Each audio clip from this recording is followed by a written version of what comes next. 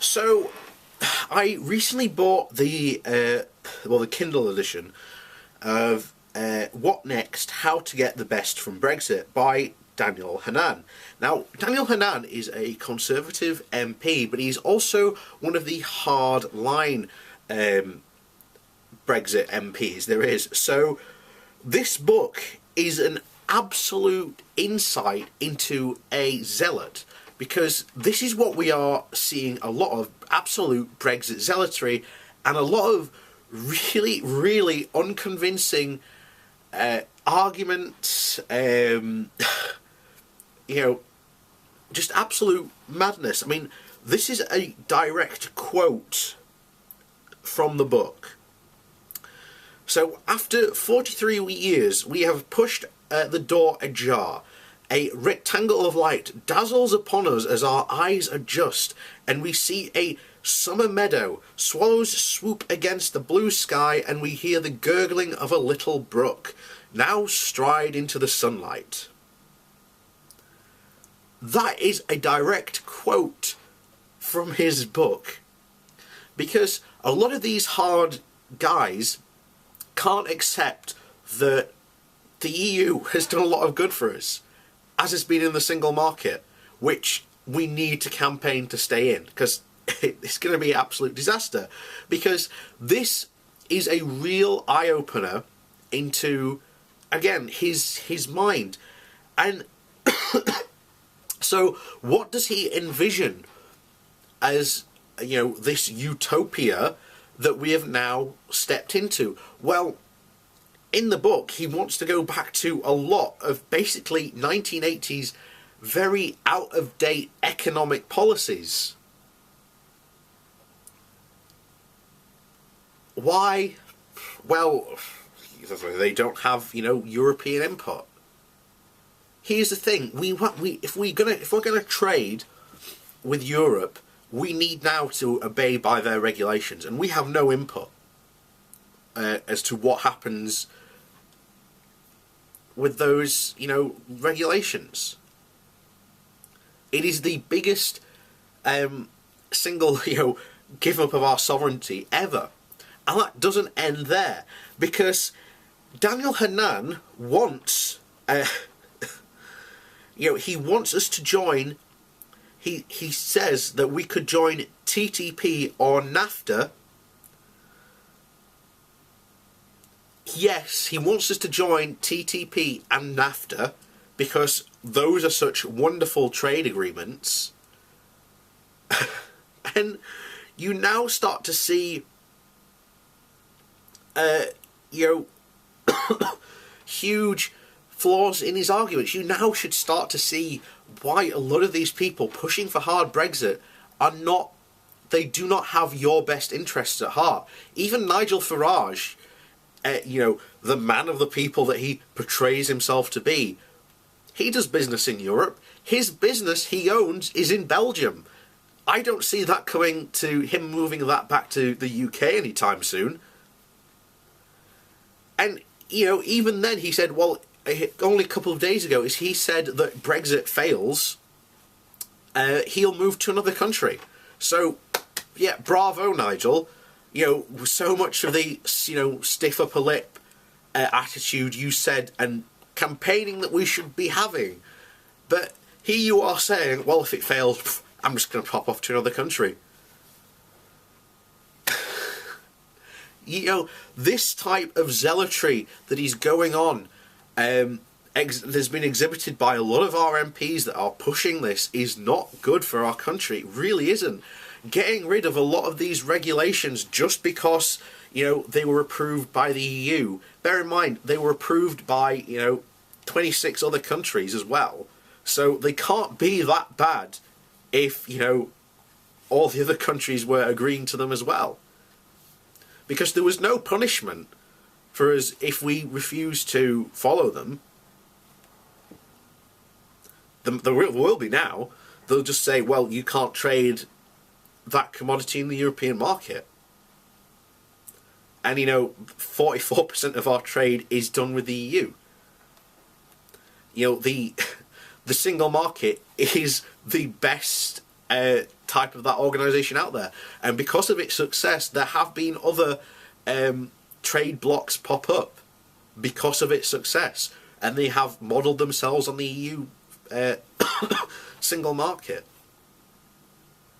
So this is, to be honest, really worrying in the direction that a lot of these people seem to want to push us and don't seem to realise what direction they're going to push us in.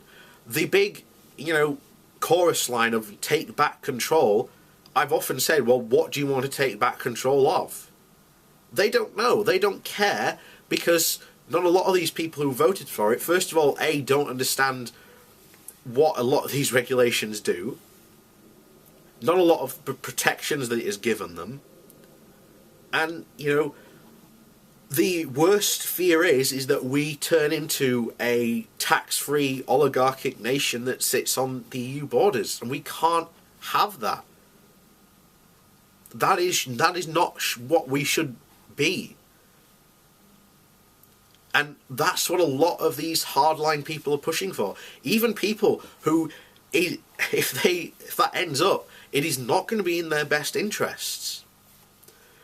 They've said that workers' rights, a lot of workers' rights we have attained for the past, 10, 15 years or so, haven't come directly from the UK government. They've come from the EU. So, do you generally think that they are going to not leave those alone? Considering that, we have Daniel Hammond in this book basically saying that any rule or regulation that had anything or any input from Europe should be gotten rid of. It's a valued question, and not one that people are uncomfortable with, hearing and don't want to hear. But you should be caring about what happens is. I mean, a lot of these hardcore, Brexit zealots like Hammond here are basically saying, oh, it's all right, we'll walk away with an incredible deal from the EU because reasons. And it's absolute nonsense and a fancy world a lot of these people are living in. But, we've got to set up, Empire 2.0, and it's like, that's not going to do as much good. There's, a really good blog written by a University of Sheffield Chancellor who went over to India shortly after the Brexit vote with Theresa May as part of the trade mission. And he put it best. He felt embarrassed by what Theresa May was saying, because there isn't this nostalgia for empire as there is in, these people that are pushing this idea.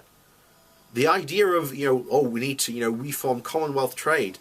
A lot of these countries aren't really set up in the best positions for, Commonwealth trade. And it's going to be an absolute disaster. And we're going to sleepwalk right into it, because a lot of these people who, want to take back control, they don't really care. It was just a slogan to them that they were fed, and you don't really care about taking back control. Because if you did, then you'd be caring about the kind of stuff that Daniel Hammond is saying. About the fact that, oh, it's fine, and that, yeah, we should join NAFTA and TTP.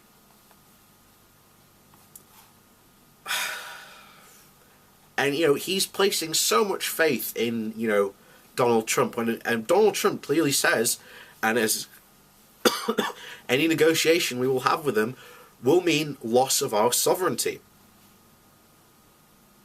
Because that's what people don't understand, that trade deals mean loss of sovereignty. And we will lose a lot. As I've said, we potentially will lose NICE, which will be a massive, drain on the NHS. Because NICE is responsible for getting the best drugs at the best price. And the pharmaceutical companies in the US don't want that. So that'll be gone. And that'll put untold, financial burdens on the NHS. Being forced to buy, expensive drugs that might not essentially be the best drugs available on the market. But because we have this trade deal with America, well, we've got to buy them. That's a loss of our sovereignty. That is the type of losses that we are going to experience. And it is nothing of the kind of sovereignty loss that, you know, we lost. But, you know, we had, you know, MEPs in the European Parliament. You know, this is really terrifying. And it really should be, whether you voted Remain or Leave. Because the version of the UK that is being set out is not one that is going to be for everyone, as Theresa May says. It's going to be set out for the rich. And they're the ones that are going to benefit from it, not you or me. There aren't going to be any more jobs. You know, as David Hammond says, he wants to slash even more into the welfare budget. This is going to end up really, really bad. And, you know, reading this book, you know, has made me think, you know, this is going to end up even bad. Because this is the type of people that want a hard Brexit. That want to really, really, again, go back to a lot of, you know, outdated economic policies.